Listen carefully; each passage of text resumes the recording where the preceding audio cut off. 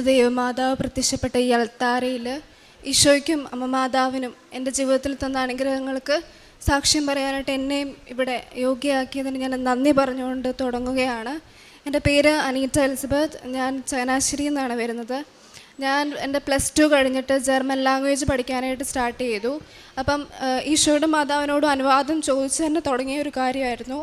അപ്പം എനിക്ക് കിട്ടിയ വചനം ജെറമ്യ 29:11 നിന്നെക്കുറിച്ച് എനിക്കൊരു പദ്ധതിയുണ്ട്, അത് നിൻ്റെ നാശത്തിനല്ല ക്ഷേമത്തിനുള്ള പദ്ധതിയാണ്, നിനക്ക് ശുഭമായ ഭാവിയും പ്രത്യാശയും നൽകുന്ന പദ്ധതി. അപ്പോൾ ഈ ഒരു വചനം കണ്ട് വിശ്വസിച്ചാണ് ഞാൻ മുന്നോട്ട് പോയത്.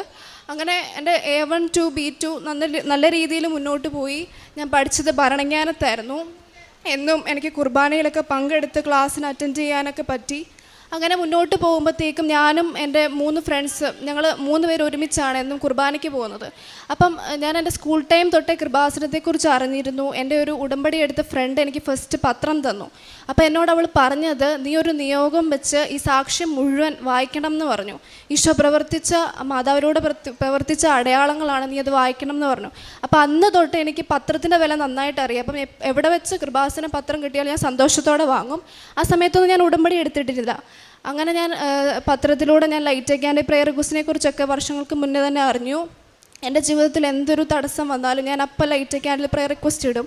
അങ്ങനെ എനിക്ക് ആ ദിവസം തന്നെ ഒരുപാട് അനുഗ്രഹങ്ങൾ എനിക്ക് തന്നിട്ടുണ്ട്. ഈ ദിവസം ഞാൻ പറഞ്ഞാൽ തീരില്ല, അത്രത്തോളം എനിക്ക് ലൈറ്റ് ക്യാൻഡിൽ പ്രെയർ റിക്വസ്റ്റ് വരെ അനുഗ്രഹങ്ങൾ കിട്ടിയിട്ടുണ്ട്. അത് ഞാൻ കുറേ പേർക്ക് ഷെയർ ചെയ്തിട്ടുണ്ട്. ഞാൻ അവരോട് പറഞ്ഞു, ഇങ്ങനെ ലൈറ്റ് ക്യാൻഡിൽ പ്രെയർ റിക്വസ്റ്റ് ഉണ്ട്, അങ്ങനെ നമുക്ക് പ്രെയർ ചെയ്യാം എന്നൊക്കെ. അങ്ങനെ ഒരുപാട് പേർക്ക് ഷെയർ ചെയ്തു. ഞാൻ ഉടമ്പടി എടുക്കാനായിട്ട് വന്നത് എങ്ങനെയാണെന്ന് ചോദിച്ചാൽ, ഞാൻ എന്നും ഈ ജർമ്മൻ പഠിക്കുന്ന സമയത്ത് ഭരണജ്ഞാനം പള്ളിയിൽ കുർബാനയ്ക്ക് പോകുമ്പോഴത്തേക്കും വേറൊരു ദിവസവും ഇല്ല എൻ്റെ ഏതെങ്കിലും ഒരു എക്സാം ദിവസം. അത് എന്താണെന്ന് എനിക്കറിയില്ല. കറക്റ്റ് എക്സാമിൻ്റെ ദിവസം ഞങ്ങൾ 3 പേരുണ്ട്.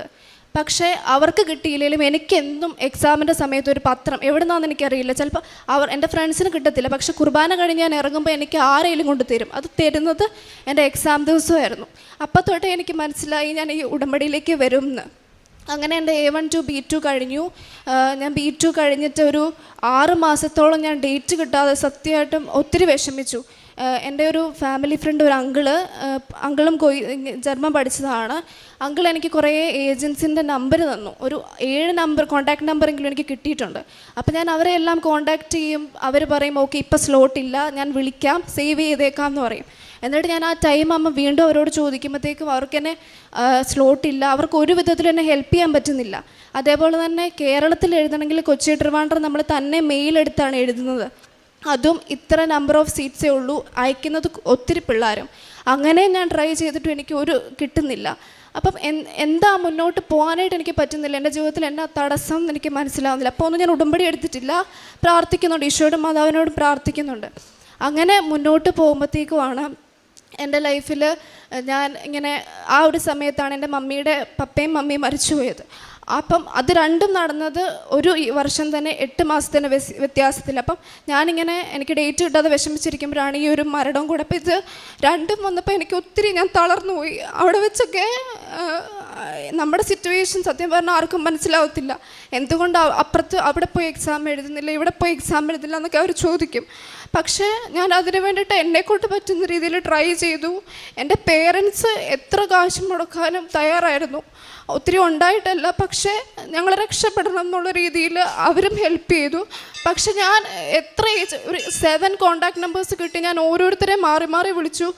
ഓരോ തവണ അങ്കിൾ വരുമ്പോഴും അവർ ചോദിച്ചു, പക്ഷെ അവർക്ക് ഒരു ആൻസർ ഇല്ല. അവർക്ക് ആർക്കും എന്നെ ഹെൽപ്പ് ചെയ്യാൻ പറ്റുന്നില്ല. അങ്ങനെ എൻ്റെ ലൈഫിൽ ഞാൻ ഏറ്റവും ഡൗൺ ആയിട്ട് നിന്നൊരു സമയത്താണ് ഞാൻ കൃപാസനത്തിൽ ഉടമ്പടി എടുക്കുന്നത്. ഞാനത് എടുക്കുന്നത് November 2023 November 4 ഞാൻ ഉടമ്പടി എടുക്കുന്നത്. ഞാൻ ഉടമ്പടി എടുത്തു.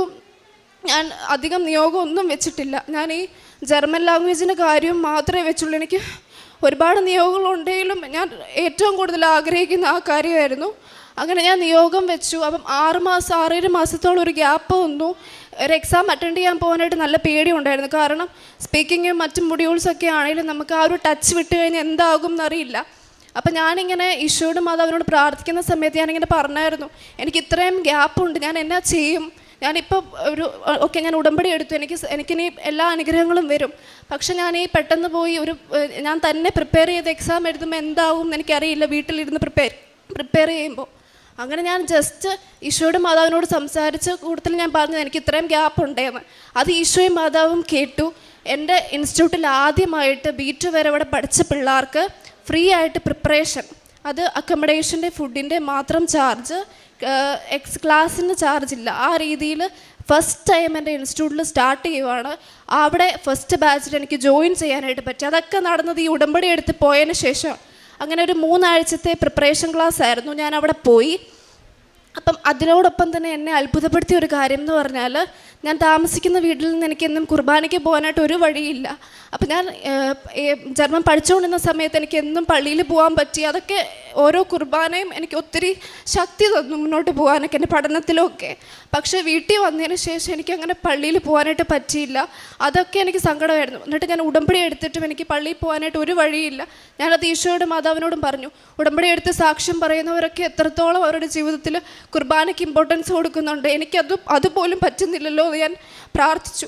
അങ്ങനെ ഇരുന്നപ്പോഴാണ് ഞാൻ ജനുവരിയിൽ ഞാൻ പ്രിപ്പറേഷന് ജോയിൻ ചെയ്യുമ്പോഴത്തേക്കും ഗുരുകുല എന്നാണ് പറയുന്നത്. അവിടെ തന്നെ ടീച്ചേഴ്സും പിള്ളേരും സ്റ്റേ ആണ്. അവിടെ നമുക്ക് ചാപ്പലുണ്ട്, കുർബാനയുണ്ട്.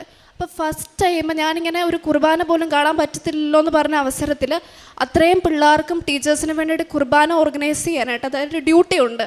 നമ്മുടെ കപ്പ്യാർ എന്നൊക്കെ പറയുന്ന പോലെ ആ കപ്പ്യാർ ഡ്യൂട്ടി എനിക്ക് തരുവാണ്. അതിന് വേണ്ടിയിട്ട് നറുക്കിടയിൽ ഒന്നും ഉണ്ടായിരുന്നില്ല. ടീച്ചർ ഡയറക്റ്റ് എന്നെ വിളിക്കുവാണ്. അങ്ങനെ ഒരു കുർബാന പോലും കാണാൻ പറ്റത്തില്ലല്ലോ എന്ന് പറഞ്ഞ് എനിക്ക് എൻ്റെ ടീച്ചേഴ്സിനും എൻ്റെ കൂട്ടുകാർക്കും വേണ്ടിയിട്ടൊക്കെ കുർബാന ഓർഗനൈസ് ചെയ്യാനായിട്ട് ഈശോ എന്നെ ഒരുക്കി. അതെന്നെ ഒത്തിരി അത്ഭുതപ്പെടുത്തി. അവിടെ തൊട്ട് ഞാൻ മുന്നോട്ട് പോയി. തടസ്സങ്ങളൊക്കെ വന്നു, പക്ഷേ എങ്കിലും അവസാനം എത്ര സങ്കടങ്ങൾ വന്നാലും അവസാനം ഈശോയും മാതാവും എന്നെ രക്ഷിക്കും എന്ന് ഞാൻ ഉറച്ചു വിശ്വസിച്ചു. അങ്ങനെ ആ ക്ലാസ് അവിടെ നിന്ന് ഇറങ്ങുന്നതിന് മുന്നേ തന്നെ എനിക്ക് ഡേറ്റ് തന്നു. 6 മാസത്തോളം നടക്കാതിരുന്ന കാര്യമാണ്. ഉടമ്പടി എടുത്തിട്ട് എനിക്ക് പഠിക്കാനായിട്ട് അവസരം തന്നു, എക്സാമിന് ഡേറ്റ്സ് എടുത്ത് തന്നു. അങ്ങനെ ഞാൻ എല്ലാം ഓരോരോ മൊഡ്യൂൾ വെച്ചൊക്കെയാണ് എനിക്ക് തന്നത്, ഡേറ്റും ഒക്കെ. അതെല്ലാം ആദ്യത്തെ ഒരു തവണ മാത്രമേ ഞാൻ പഠിച്ച ഇൻസ്റ്റിറ്റ്യൂട്ട് വഴി ഉള്ളൂ. പിന്നെ എനിക്ക് സെൽഫായിട്ട് കൊച്ചി ട്രിവാൻഡ്രം സീറ്റ് എടുക്കാനായിട്ട്, അത് ആ സമയത്തെന്ന് പറഞ്ഞാൽ ഇങ്ങനെ ജർമ്മൻ പഠിക്കുന്ന കുറേ പിള്ളേരെല്ലാം കൂടെ ചേർന്നൊരു ഗ്രൂപ്പുണ്ട്, റോസറി ചെയിൻ എന്നാണ് പറയുന്നത്. അവിടെ 1 വർഷത്തോളമായിട്ട് പിള്ളേർ മുടങ്ങാതെ എന്നും ഒരു സമയത്ത് ഒരുമിച്ച് കൂടി ജപമാല ചൊല്ലും, പ്രത്യക്ഷീകരണ പ്രാർത്ഥന ചൊല്ലും, എല്ലാവരുടെയും നിയോഗം സമർപ്പിക്കും. നമുക്ക് എന്ത് സ്ട്രഗിൾ വന്ന് നമ്മൾ ഡൗൺ ആയാലും നമ്മളെ ഹെൽപ്പ് ചെയ്യാനായിട്ട് ഈശോയുടെ മാതാവിൻ്റെ ഒരു പ്രസൻസ് പോലെ ഹെൽപ്പ് ചെയ്യാനായിട്ട് കുറേ പിള്ളേരുണ്ട്. അപ്പം അങ്ങനെ ഒരു ഗ്രൂപ്പിൽ എൻ്റെ ഒരു ഫ്രണ്ട് വഴി എന്നെ ആഡ് ചെയ്തതാണ്. അപ്പം അങ്ങനെ അവിടെയും ജപമാലയൊക്കെ ചൊല്ലുന്നുണ്ട്. ആ രീതിയിൽ അങ്ങനെ ഒരുപാട് വിധത്തിൽ ജപമാലയിലോട്ടൊക്കെ എന്നെ അടുത്തു.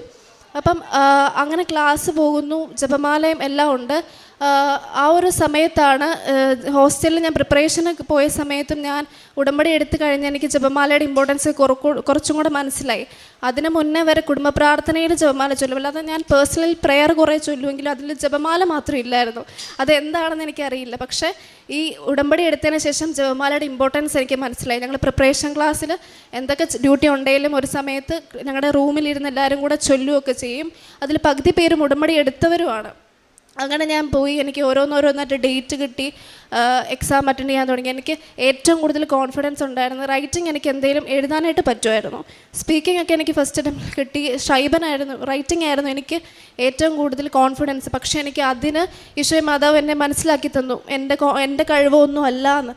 കാരണം എനിക്ക് എഴുതിയിട്ടും 55, 60 വേണ്ടടുത്ത് 52, 55 അങ്ങനെ സ്കോർ പോവാണ്. ആദ്യമൊക്കെ സങ്കടം ഉണ്ടായിരുന്നു. പിന്നെ ഞാൻ മനസ്സിലാക്കി എനിക്ക് കിട്ടാത്തതൊക്കെ അതിന് പിന്നിൽ ഈശോയുടെ, അത് അച്ഛൻ്റെ ടോക്കിലൂടെ കിട്ടിയതാണ്. ഒരു ദിവസം ധ്യാനം ഇങ്ങനെ കൂടിക്കൊണ്ടിരിക്കുമ്പോൾ അച്ഛൻ പറഞ്ഞു, നമ്മൾ എത്ര പ്രാർത്ഥിച്ചിട്ടും നടക്കാതെ വരുമ്പോഴത്തേക്ക് നമ്മൾ ഇട്ടിട്ട് പോകും. ഉടമ്പടി ആണെങ്കിലും പ്രാർത്ഥന ആണെങ്കിലും ഇട്ടിട്ട് പോകും, എന്തിനാ പ്രാർത്ഥിക്കുന്നതെന്നൊക്കെ പറയും. പക്ഷേ അവിടെ ഈശോയുടെ മാതാവിൻ്റെ ഒരു പദ്ധതി ഉണ്ട്, നമ്മളെക്കുറിച്ചുള്ളൊരു പദ്ധതിയാണ്. അത് തന്നെയാണ് എനിക്ക് ഫസ്റ്റ് കിട്ടിയ വചനം. അപ്പം ഞാനങ്ങനെ ഉറച്ചു വിശ്വസിച്ച് മുന്നോട്ട് പോയി. ഓരോന്നോരോന്നായിട്ട് എനിക്ക് ഹെൽപ്പ് ചെയ്ത് ഈശോ മാതാവ് എന്നെ നടത്തി, ഡേറ്റ് തന്നു, എക്സാം എഴുതിപ്പിച്ചു. അങ്ങനെ ഞാൻ പോകുമ്പോഴത്തേക്കും ഞാൻ ഈ ഉടമ്പടിയിൽ കാരുണ്യ പ്രവൃത്തികളൊക്കെ ചെയ്യുന്നത് എൻ്റെ പേരൻസ് എന്നെ ഹെൽപ്പ് ചെയ്തിട്ടാണ്. അവരെനിക്ക് പൈസ തന്ന് അങ്ങനെ ഞങ്ങൾ ഒരുമിച്ചാണ് ചെയ്യാറ്. അപ്പം ഞാൻ ഈ കാരുണ്യ പ്രവൃത്തികളൊക്കെ ചെയ്യുന്ന സമയത്ത് ഞാൻ മാതാവിനോട് ഈശോടും പറയും, ഇതിനകത്ത് എൻ്റെ ഒരു ഇതുമില്ല, പൈസ മുടക്കുന്നതൊക്കെ എൻ്റെ പേരൻസാണ്. അവരെനിക്ക് തരുന്നു, ഞാൻ അവരോട് ചെയ്യുന്നു എന്നുള്ളൂ. എൻ്റെ ഒരു ഹാർഡ് വർക്കും ഇതിനകത്തില്ല എന്ന് ഞാൻ പറഞ്ഞു. അതും ഈശോയും മാതാവും കേട്ടു. മാർച്ച് 19 യോസേപ്പിതാവിൻ്റെ ദിവസം ഞാൻ ഫസ്റ്റായിട്ട് എൻ്റെ 19 ഇയേഴ്സിൽ എൻ്റെ ഒരു ടീച്ചിങ്ങിനേക്കുള്ളൊരു എനിക്കൊരു തന്നൊരു ജർമ്മൻ്റെ ട്യൂറ്ററായിട്ട് തന്നെ. അതും ഞാൻ ആദ്യം ഒരു ഇൻസ്റ്റിറ്റ്യൂട്ടിൽ അപ്ലൈ ചെയ്തു. അവർ ഇൻ്റർവ്യൂ ഉണ്ടായിരുന്നു. അതിനുശേഷം കോൺടാക്റ്റ് ചെയ്യാമെന്ന് പറഞ്ഞ് വെച്ചു. ആ ഒരു സമയത്ത് തന്നെ ഇവിടെ ഉടമ്പടി എടുത്ത് എൻ്റെ ഒരു ഫ്രണ്ട് ഒരു അച്ഛൻ്റെ ഇൻസ്റ്റിറ്റ്യൂട്ടിൽ എനിക്ക് തന്നു. അവിടെ ഇൻ്റർവ്യൂ ഒന്നും ഇല്ലായിരുന്നു, ഡയറക്റ്റ് കയറി. അവിടെ ഞാൻ മാർച്ച് 19 ക്ലാസ് സ്റ്റാർട്ട് ചെയ്ത് പോകുമ്പോഴാണ് ഞാൻ എൻ്റെ ഇൻ്റർവ്യൂ കഴിഞ്ഞ് ഇൻസ്റ്റിറ്റ്യൂട്ടിൽ നിന്ന് വിളിക്കുന്നത്. അവിടെ നിന്നും എനിക്ക് ക്ലാസ് അവർ അലോട്ട് ചെയ്ത് തന്നു. അങ്ങനെ അറ്റ് എ ടൈം എൻ്റെ വീട്ടിലിരുന്ന് ഓൺലൈനായിട്ട് 2 ഇൻസ്റ്റിറ്റ്യൂട്ടിൽ പഠിപ്പിക്കാനുള്ള വഴി ഈശോയെ മാതാവ് എനിക്ക് തന്നു. ആ പൈസ കൊണ്ട് എനിക്ക് കാരുണ്യ പ്രവർത്തനങ്ങൾ എന്നെക്കൊണ്ടാവുന്ന വിധം ചെയ്യാനായിട്ട് എന്നെ ഉയർത്തി. അപ്പം ചെറുതും വലുതായിട്ട് ഞാൻ പറയുന്ന ഓരോ സങ്കടങ്ങൾക്കും അപ്പം കിട്ടിയില്ലെങ്കിലും എനിക്ക് ഈശോയെ മാതാവും ഒരു വഴി തുറന്ന് കാണിക്കുന്നു. ഇത് നീ പറയുന്ന ചെറിയ കാര്യം പോലും ഞാൻ കേൾക്കുന്നുണ്ടെന്ന് എനിക്ക് മനസ്സിലാക്കി തന്നു. അങ്ങനെ മുന്നോട്ട് പോയി. ഞാനാണെങ്കിൽ എൻ്റെ പഠിച്ച ഇൻസ്റ്റിറ്റ്യൂട്ടിൽ തന്നെ പ്രോസസ്സിങ് ചെയ്യാൻ വേണ്ടിയിട്ടായിരുന്നു. അപ്പോൾ ഓസ്ട്രിയ മതിയോ അങ്ങനെ എല്ലാം ചെയ്തു തരാമെന്ന് പറഞ്ഞിരിക്കുമ്പോഴും പിന്നെ കുറേ നാളായിട്ട് ഞാൻ ക്ലാസ്സും ഒക്കെ ആയിട്ട് മുന്നോട്ട് പോകുന്നു.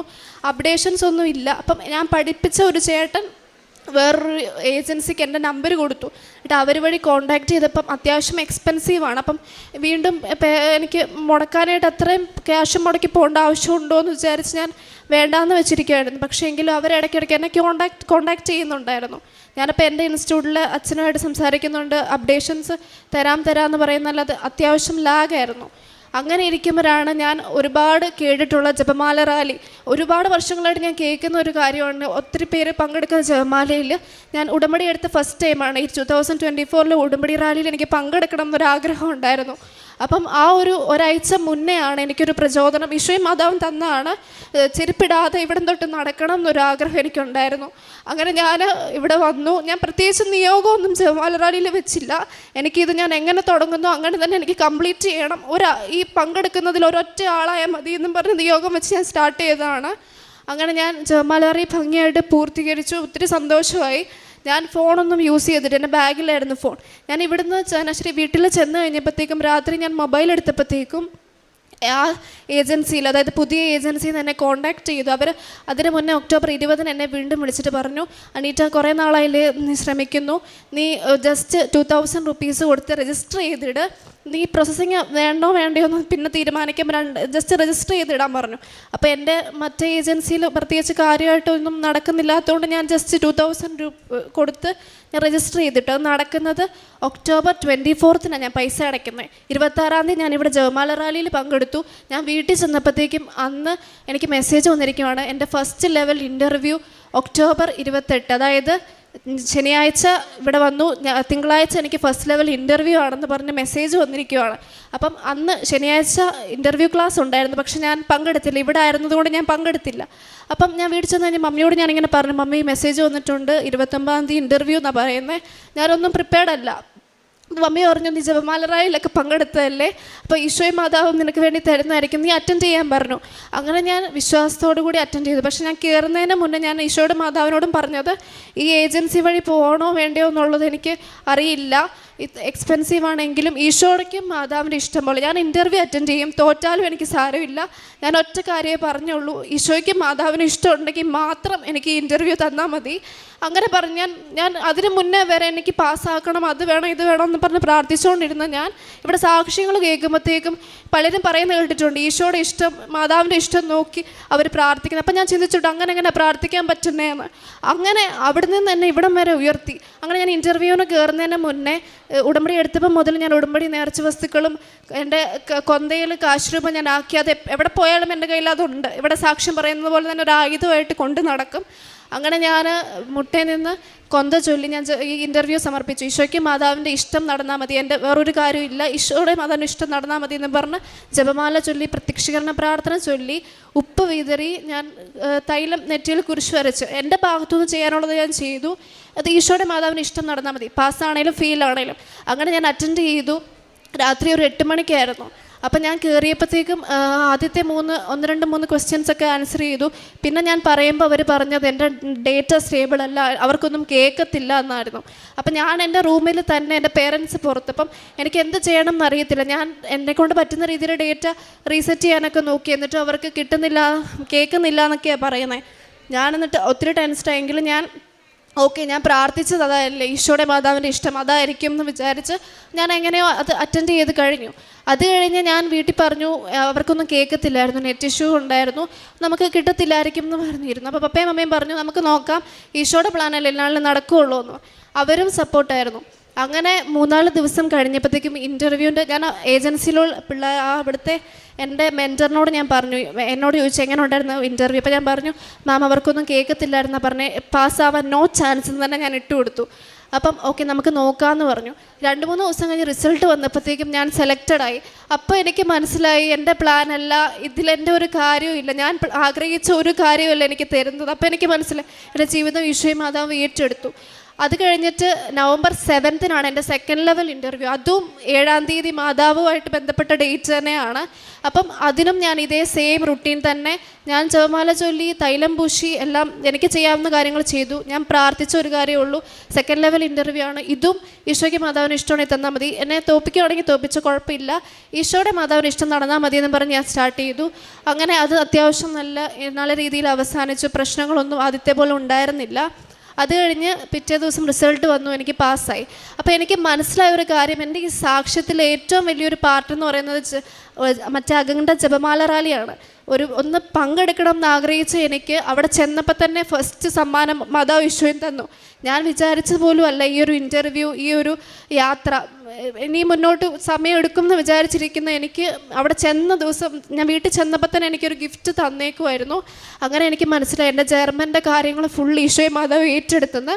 അങ്ങനെ ഞാൻ November 7th എൻ്റെ ഇൻ്റർവ്യൂ റിസൾട്ട് വന്ന് പാസ്സായി. VFS വെക്കുമ്പോഴത്തേക്കും എനിക്കായിരുന്നു ഫസ്റ്റ് ഡേറ്റ്. December 16th എൻ്റെ VFS അപ്പോയിൻമെൻറ്റ്. ഞാൻ അപ്പോഴും തൈലം പൂശിയൊക്കെയാണ് കൊടുത്തത്. ടെൻഷനൊന്നും ഇല്ലായിരുന്നു, കാരണം ഇത്രയും നടത്തിയതും ബാക്കി ഈശോ മാതാവ് നടത്തും, എന്തെങ്കിലും ഇഷ്യൂ ഉണ്ടായാലും അതൊക്കെ തരണം ചെയ്യും. വേണ്ട ഓക്കെ ഫെയിൽ ആവുമോ, എന്തെങ്കിലും റിജക്ഷൻ വരുവാണെങ്കിലും അതൊക്കെ അക്സെപ്റ്റ് ചെയ്യാൻ തയ്യാറായി തന്നെ ഞാൻ മുന്നോട്ട് പോയത്. അങ്ങനെ എൻ്റെ 16th ഞാൻ വെച്ചു. എനിക്ക് വിസ ഡിസ്പാച്ചായി കിട്ടുന്നത് ഒരു ഞായറാഴ്ചയാണ്, December 29th സൺഡേ ആണ് എനിക്ക് കിട്ടുന്നത്. നോക്കിയപ്പോഴത്തേക്കും ഡിസ്പാച്ചായി അപ്രൂവ്ഡ് ആയിട്ടുണ്ട്. സന്തോഷമായി, വലിയൊരു ഗിഫ്റ്റാണ്. ഞാൻ പോലും ആഗ്രഹിക്കാത്തൊരു ഗിഫ്റ്റ് ഈശോയും മാതാവ് എനിക്കായി കരുതി ഇത് കറക്റ്റ് സമയത്ത് തന്നു. അത് കഴിഞ്ഞ് എൻ്റെ കൂടെ വെച്ച ഫ്രണ്ട്സിന് അവരെല്ലാം ഓരോ ദിവസം മുന്നിട്ടായിരുന്നു വെച്ചിരുന്നത്. പക്ഷെ അവർക്കാർക്കും വിസ കിട്ടിയില്ല. ക്രിസ്മസിൻ്റെ വെക്കേഷൻ, ന്യൂ ഇയർ വെക്കേഷൻ എന്നൊക്കെ റീസൺ പറയുന്നത്. പക്ഷേ അവർക്കൊക്കെ വരുന്നത് ജാനുവരി പകുതി കഴിഞ്ഞപ്പോഴാണ് അവർക്കെല്ലാം ഓരോരുത്തർക്കും വിസ വരുന്നത്. അപ്പം അവിടെയും എൻ്റെ കാര്യത്തിലൊരു തടസ്സമില്ലാതെ 16ാം തീയതി വെച്ച് എനിക്ക് December 29 തന്നെ മാതാവ് ഈശോയും തന്നു. അങ്ങനെ ഞാൻ ഈ ജപമാല റാലിക്ക് ശേഷം ഞാൻ സങ്കടം എന്താണെന്ന് അറിഞ്ഞിട്ടില്ല, തടസ്സം എന്താണെന്ന് ഞാൻ അറിഞ്ഞിട്ടില്ല. കാരണം ഞാൻ അടുത്തൊരു ചെറിയ എഫോർട്ടാണ് ആ നടത്തം, അത് മാതാവ് ഈശോയും കണ്ടു, അതെനിക്ക് മനസ്സിലായി. അന്ന് തൊട്ട് എൻ്റെ ജീവിതത്തിൽ അത്ഭുതങ്ങളായിരുന്നു. പഠിപ്പിക്കാനായിട്ട് എനിക്ക് സമയം തന്നു, 2 ഇൻസ്റ്റിറ്റ്യൂട്ടിൽ വർക്ക് ചെയ്യാനായിട്ടുള്ള അവസരം തന്നു. അങ്ങനെ ഒരുപാട് അനുഗ്രഹങ്ങൾ മാതാവ് ഈശോയും തന്നു. പിന്നെ എൻ്റെ ലൈഫിലൊരു കാര്യം എന്ന് പറഞ്ഞാൽ, ഞാൻ ഉടമ്പടി എടുത്തതിന് ശേഷം എൻ്റെ ഫാമിലി ഫ്രണ്ട് ഒരു ആൻറ്റി 15 വർഷത്തോളം ഒരു സ്ഥലക്കച്ചവടം നടക്കാതായിട്ട് ഒത്തിരി അവർ നോക്കി, നല്ല സൗകര്യമുള്ള സ്ഥലം, പ്രത്യേകിച്ച് യാതൊരു കുഴപ്പമില്ല, പക്ഷേ കച്ചവടം നടക്കുന്നില്ല. അപ്പം ഞാനിങ്ങനെ കൃപാസനം നല്ല ഫേമസ് ആണ്, എല്ലാവർക്കും എന്നെ അറിയുന്ന എല്ലാവർക്കും അറിയാം ഞാൻ കൃപാസനത്തിൽ വരുന്ന കാര്യമൊക്കെ, എല്ലാവരും വിശ്വാസികളാണ്. അപ്പോൾ എന്നോട് പറഞ്ഞു നീ പ്രാർത്ഥിക്കണം, ഉപ്പിട്ട് പിന്നെ അതേപോലെ തന്നെ കാശുരൂപം വെച്ചൊന്ന് പ്രാർത്ഥിക്കണം, അത് കച്ചവടം നടക്കാൻ വേണ്ടിയിട്ടെന്ന്. അപ്പം ഞാൻ എൻ്റെ ഉടമ്പടി നിയോഗത്തിലില്ലായിരുന്നു, ഞാനപ്പം പുതുക്കാറാവുന്നേ ഉള്ളായിരുന്നു. അപ്പം ഞാൻ ലൈറ്റ് ആൻഡ് പ്രയർ റിക്വസ്റ്റ് ഇട്ടിട്ട് ഞാനും മമ്മിയും കൂടെ പോയി അവിടെ ഇരുന്ന് വിശ്വാസം പ്രഖ്യാപിച്ച് വിശ്വാസപ്രമാണം ചൊല്ലി ഞാൻ അവിടെ ഉപ്പിട്ടു. 4 മാസത്തിനുള്ളിൽ 15 വർഷത്തോളം മേലെയായി നടക്കാത്ത സ്ഥലക്കച്ചവടം 4 മാസത്തിനുള്ളിൽ അവരാഗ്രഹിച്ച വിലയ്ക്ക് കച്ചവടം നടന്നു. അത് ആ ആൻറ്റി തന്നെ പറഞ്ഞു, കൃപാസനത്തിൽ ഞാൻ പോയി ഞാൻ പ്രാർത്ഥിച്ചതിൻ്റെ ഫലമായിട്ടാണ്. കാരണം അവരൊത്തിരി അവരുടെ ബന്ധുക്കളും അവരുടെ ഭാഗത്തു നിന്നുള്ളവരൊക്കെ ചെയ്തിട്ട് നടക്കാത്തൊരു കാര്യമാണ് നടന്നത്. ആൻറ്റിക്ക് ചില ആരോഗ്യ പ്രശ്നങ്ങളുള്ളത് കൊണ്ടാണ് എൻ്റെ കൂടെ വരാത്തത്.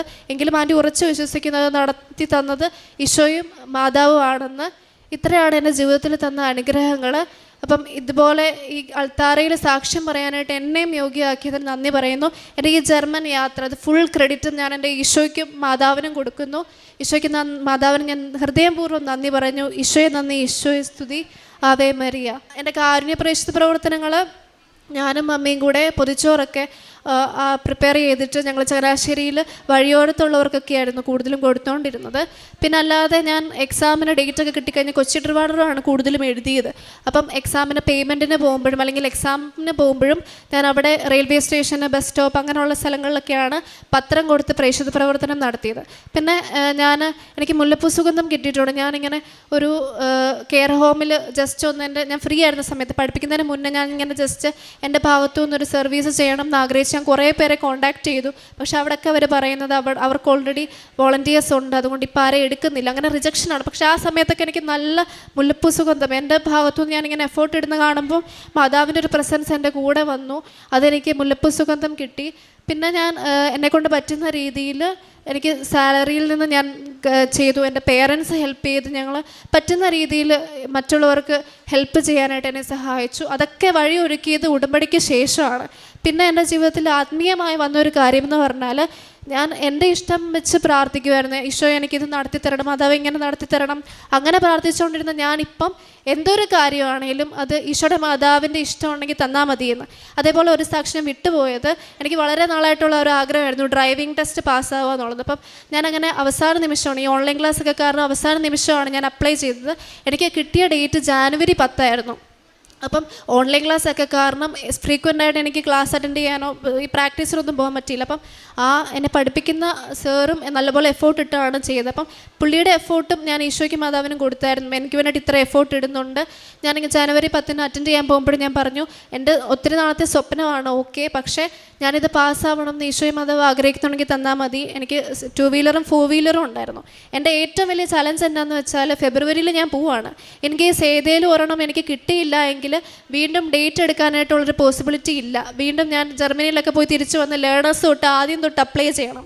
അപ്പോൾ എൻ്റെ ഏറ്റവും അവസാനത്തെ ചാൻസാണ് ഇതെന്ന് പറയുന്നത്. അപ്പോൾ ജനുവരി 10 പോകാൻ നേരത്ത് ഞാൻ ഇതുപോലെ പ്രാർത്ഥിച്ചു. ഞാൻ ആ ഗ്രൗണ്ടിൽ ചെന്ന് രാവിലെ പോയി, എൻ്റെ കയ്യിൽ ഉടമ്പടി ഉപ്പുണ്ടായിരുന്നു. ഞാൻ കുരിശാകൃതിയിൽ വിശ്വാസപ്രമാണം ചൊല്ലി ഞാൻ അവിടെ ഇട്ടു. തൈലം ഞാൻ ഓരോ ടെസ്റ്റിനും 4 ടെസ്റ്റ് ഉണ്ട്, 4 ടെസ്റ്റിന് കയറുന്നതിന് മുന്നേ ഞാൻ കുരിശാകൃതിയിൽ തൈലം പൂശി ഞാൻ പ്രാർത്ഥിച്ചാണ് ഞാൻ കയറിയത്. ഫസ്റ്റ് അറ്റംപ്റ്റിൽ തന്നെ എനിക്ക് 2 വീലറും 4 വീലറും കിട്ടി. അതും വലിയൊരു അനുഗ്രഹമാണ്. അങ്ങനെ എൻ്റെ ജീവിതത്തിൽ ഒരുപാട് അനുഗ്രഹങ്ങൾ മാതാവ് ഈശോയും തന്നു. അതൊക്കെ ഞാൻ ഇവിടെ വന്നതിന് ശേഷമാണ് എൻ്റെ ജീവിതത്തിൽ വലിയൊരു മാറ്റം ആത്മീയമായിട്ടുണ്ടായി. എന്ത് തടസ്സം വന്നാലും എന്ത് പ്രശ്നം വന്നാലും മാതാവ് ഈശോയും കൂടെ ഉണ്ടോ എന്ന് മാത്രമേ ഞാനിപ്പോൾ നോക്കത്തുള്ളൂ.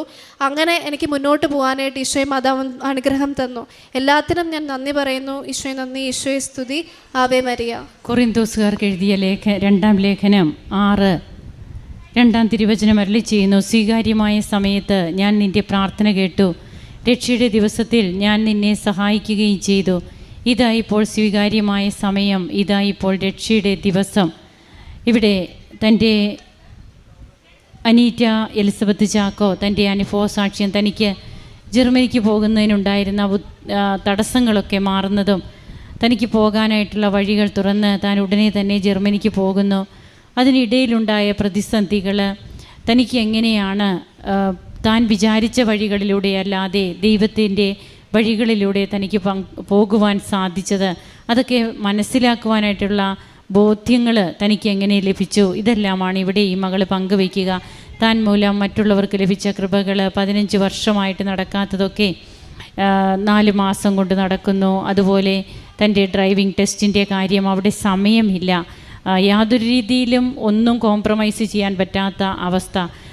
അപ്പോൾ അതിനൊക്കെ എങ്ങനെയാണ് പരിശുദ്ധ അമ്മയുടെ മധ്യസ്ഥതയിൽ തന്നെ തനിക്ക് ലഭിച്ച കാര്യങ്ങൾ, ജപമാല റാലി, അതിൽ താൻ പങ്കെടുക്കാനിടയാകുന്നത്, തനിക്ക് അന്ന് തന്നെ ലഭിച്ച ഗിഫ്റ്റ്, ഇതൊക്കെ ഈ മകളിവിടെ പങ്കുവയ്ക്കുമ്പോൾ ഇന്ന് തനിക്ക് ജീവിതത്തിൽ എൻ്റെ ഇഷ്ടമല്ല, ദൈവത്തിൻ്റെ ഇഷ്ടം നിറവേറട്ടെ, ഇത്രയും നാളും ഞാൻ പ്രാർത്ഥിക്കുന്നത് പോലെ എനിക്ക് ലഭിക്കണമെന്നായിരുന്നു, എന്നാൽ ഇന്ന് ഞാൻ അങ്ങനെയല്ല പ്രാർത്ഥിക്കുക, ദൈവം ആഗ്രഹിക്കുന്നത് പോലെ എനിക്ക് സംഭവിക്കട്ടെ. Behold I am the handmaid of the Lord. ഇതാണ് പരിശുദ്ധ അമ്മ പറഞ്ഞത്, ഇതാ കർത്താവിൻ്റെ ദാസി. ഈ ഒരു മനോഭാവം ഉൾക്കൊള്ളുവാൻ തന്നെയാണ് അമ്മയും ആവശ്യപ്പെടുന്നത്. അങ്ങനെ അവൻ പറയുന്നത് പോലെ ചെയ്യുക. ഇവിടെ ബഹുമാനപ്പെട്ട VP ജോസഫച്ചൻ പറയാറുണ്ട്, നാം ഈ ആലയത്തിലേക്ക് കാലെടുത്ത് വെക്കുമ്പോഴേ ദൈവത്തിനറിയാം നാം എങ്ങനെയുള്ള വ്യക്തികളാണെന്ന്, നാം ഫ്രോഡാണോ റിയലാണോ, ഇതൊക്കെ ദൈവത്തിനറിയാം.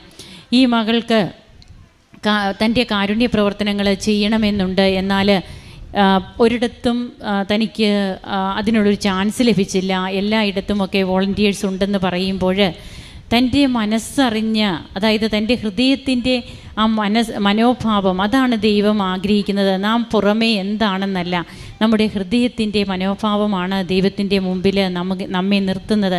ഉടനെ തന്നെ ഈ മകൾക്ക് എപ്പോഴൊക്കെ തനിക്ക് പോകാൻ പറ്റാതെ താൻ ചെയ്യണമെന്ന് ആഗ്രഹിച്ച് തീവ്രമായി ആഗ്രഹിക്കുമ്പോഴും തനിക്ക് പോകാൻ പറ്റാത്തപ്പോൾ തനിക്ക് സുഗന്ധാഭിഷേകം ഉണ്ടായി എന്നാണ് പറയുക. അതായത്, അമ്മ, ഞാൻ അറിയുന്നുണ്ട് മകളെ, നിൻ്റെ ആഗ്രഹം, നീ യേശുവിന് വേണ്ടി ചെയ്യാനായിട്ടുള്ള നിൻ്റെ മനസ്സിൻ്റെ ആ ഭാവം, അത് ഞാൻ അറിയുന്നു. ഇവിടെയാണ് കപടതയില്ലാത്ത യഥാർത്ഥ ഇസ്രായേൽക്കാരനായിട്ട് നമ്മോട് ജീവിക്കണമെന്ന് തിരുവചനം ആവശ്യപ്പെടുന്നത്. അങ്ങനെ ജീവിതത്തിൽ തനിക്ക് കിട്ടിയതെല്ലാം കൃപയായിട്ട് മാത്രം ഇന്ന് അനീറ്റ ഇവിടെ പങ്കുവയ്ക്കുകയാണ്. ഇനിയും തൻ്റെ ജീവിതത്തിൽ മുമ്പോട്ടും ദൈവത്തിൻ്റെ ഇഷ്ടം മാത്രം നിറവേറണമെന്ന് ഈ മകള് പറയുമ്പോൾ നമുക്കും ഇതേപോലെയുള്ള കുഞ്ഞുങ്ങൾ അവരവരുടെ ജീവിതത്തിൽ അവർ ദൈവത്തെ അറിഞ്ഞ് ദൈവത്തെ സ്നേഹിച്ച് കർത്താവിന് വേണ്ടിയിട്ട് ജീവിക്കുന്നവരാകുമ്പോൾ ആ കുടുംബവും ആ സമൂഹവും രാജ്യവും എല്ലാം അവരായിരിക്കുന്ന സ്ഥലങ്ങളൊക്കെ വിശുദ്ധീകരിക്കപ്പെടുന്ന അനുഭവമാണ് ഉണ്ടാവുക. അവരുടെ ജീവിതത്തിൽ നിന്ന് ദൈവത്തെ അവരൊരിക്കലും മാറ്റി നിർത്തില്ല. ഇവരൊക്കെയാണ് ഇനി ഭാവി തലമുറയാകാൻ പോവുക. നമുക്ക് നന്ദിയുള്ളവരാകാം. കരങ്ങളടിച്ച് നമുക്ക് ദൈവത്തെ മഹത്വപ്പെടുത്താം. യേശുവേ നന്ദി, യേശുവേ സ്തുതി, യേശുവേ ആരാധന. സ്തുതിയായിരിക്കട്ടെ.